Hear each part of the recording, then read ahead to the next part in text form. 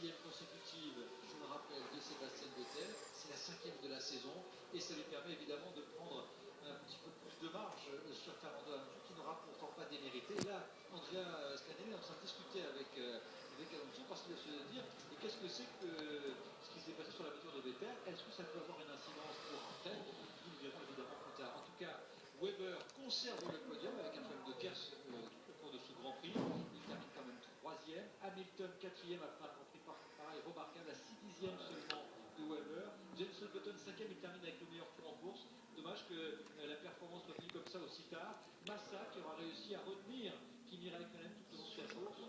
72, une demi-seconde, hein, c'est rien du tout, mais c'est comme ça. Hülkenberg qui aura fait pareil avec Grosjean. On avait dit à Philippe qu'il était un peu juste en essence, vous voyez, on n'avait pas menti puisqu'il est obligé de s'arrêter. Et puis Romain Grosjean devait, je le rappelle, et puis Senna qui aura réussi à arracher un point pour l'équipe de Williams en déplaçant Nico Rosberg, qui permet du coup à la Williams Renault de marquer un petit point. Là aussi c'est important pour eux. Voilà, Sébastien Vettel en écoute.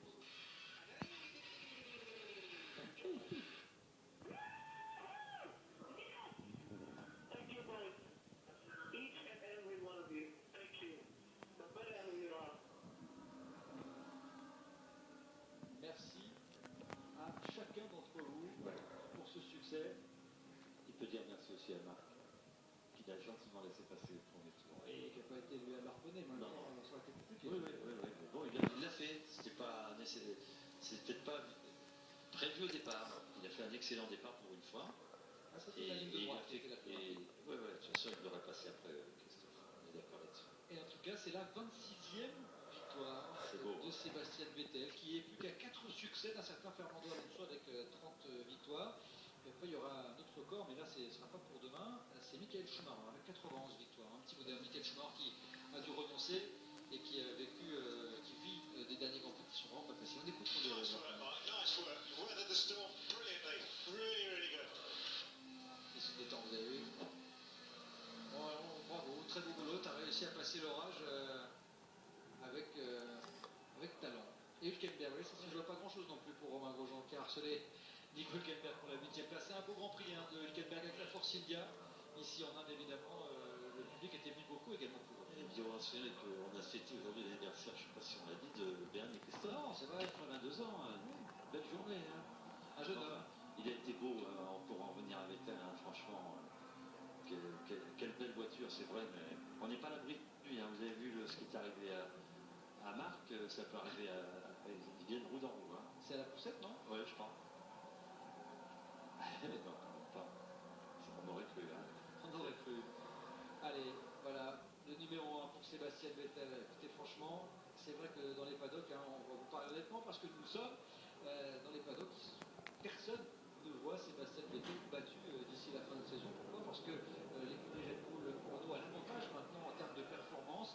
Là, franchement, 4 victoires consécutives, ça leur permet, avec 5 succès au total hein, pour Sébastien Vettel. C'est une petite histoire rigolote. Il y a beaucoup de journaux indiens, évidemment, qui étaient ici et qui demandaient pourquoi il caressait son cheval à chaque fois. Ah oui, je l'ai lu. Il a dit ça en soi, il a dit mais c'est pas un cheval, en fait, déjà c'est la voiture, c'est un taureau. Parce qu'évidemment, pourquoi ça l'a fait? Parce qu'il y a des rumeurs qui le placent. Pourquoi pas en 2014 chez Ferrari, et là effectivement ce sera un cheval cadré. On n'en est pas encore tout à fait là. En tout cas, Sébastien Vettel marque de précieux points dans le titre du championnat constructeur. Alonso aura effectué un Grand Prix absolument remarquable hein, pour aller chercher cette 2e place. Franchement, il n'y a que lui qui peut faire ça. Voilà, on le dit, on le répète, c'est l'assurance vie de la Scuderia Ferrari, ça s'appelle Fernando Alonso, c'est aussi simple que ça, parce que s'il n'était pas là, il n'en serait pas tout à fait en train de se battre pour le titre de champion du monde pilote, parce que franchement, Alonso, 13 points de retard sur Vettel hier après la séance de qualification, il dit mais je me bats contre Marc Webber et contre Sébastien Vettel, mais je me bats aussi contre Adrian Newey. Et Adrian Newey, c'est qui? C'est le concepteur de cette voiture. Et puis au championnat du monde des constructeurs, il s'envole, très plus. Il devrait être, selon les estimations, il pourrait être champion du monde dès le prochain Grand Prix à Abu Dhabi la semaine prochaine. C'est Alonso qui va gagner à Abu Dhabi. C'est sur la télé, sur replay. Non, mais non, on y va pour le voir.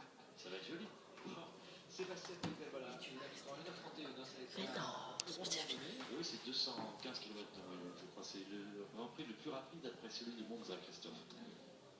C'est la confirmation avec 7 ans. Et puis, Tiens, 15e place pour Jean Hibert qui doit regretter évidemment ce petit contact du premier tour, mais ça arrive parce qu'il termine pas très loin au final de son coéquipier et il a fait une belle course solide. Malheureusement, c'était un de ses grands prix qu'il faut savoir oublier. Charles Pic, lui, très belle course, deux bons slots. Et ça, franchement, il faut le souligner parce que c'était un circuit qu'il découvrait et c'est pas un circuit le plus simple de la Terre à découvrir. Un petit mot voilà, sur le championnat pilote, avant d'aller plus loin. 243 pour Vettel, c'est bien confirmé. 227 pour Alonso qui est deuxième. 173 pour Raikkonen qui est troisième. Et puis Weber qui accède à la 4e place de ce championnat grâce à ce nouveau podium. Mark Webber qui a grimpé aujourd'hui sur son 34e podium. C'est le 83e podium d'Alonso que vous avez aperçu, ça fait une habitude. Et puis c'était le 44e podium de Vettel au passage. Écoutez, on est ravis de ce qui vient d'arriver à Alonso, parce que sinon, je ne voyais pas s'il ne terminait pas. Regardez. Il fait très chaud. Et puis alors, une des choses qu'il faut souligner, c'est qu'il y a beaucoup de poussière en auto et c'est très compliqué. Les 407 points pour Red Bull Racing Renault, 316 pour Ferrari, 306 pour McLaren Mercedes. Encore une fois, c'est très serré derrière les Red Bull. Et puis Lotus qui conforte sa 4e place au championnat constructeur après une très belle saison et avec un Raikkonen qui est toujours 3e de championnat. Et ils ont fait du bon travail avec les deux voitures dans les points nouveaux. En tout cas, avec une telle avance pour Red Bull, le championnat pourrait être plié pour Red Bull et pour Renault à l'occasion du prochain Grand Prix d'Abu Dhabi. On leur souhaite. On attend la cérémonie, pas trop longtemps s'il vous plaît.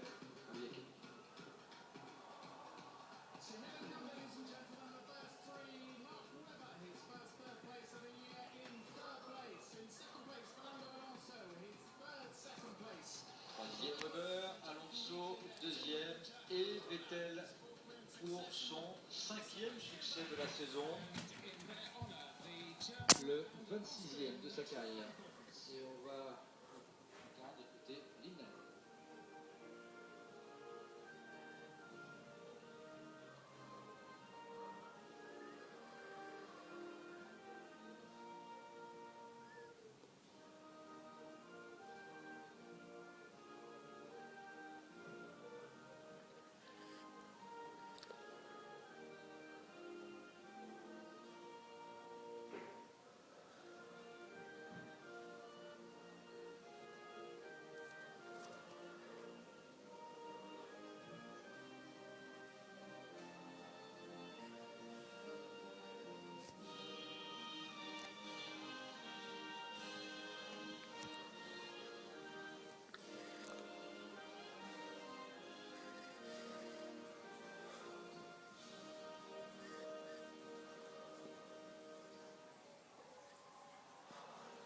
L'hymne autrichien pour Red Bull.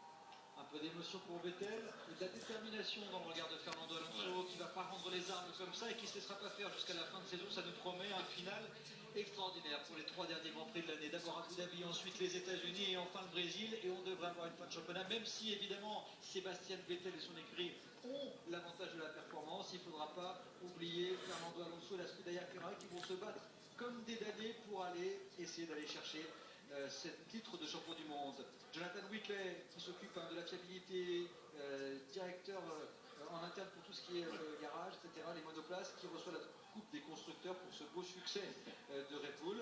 Mais en tout cas, il va falloir compter avec Fernando Alonso. Regardez-le, il est déterminé. Il a perdu une bataille, mais pas la guerre.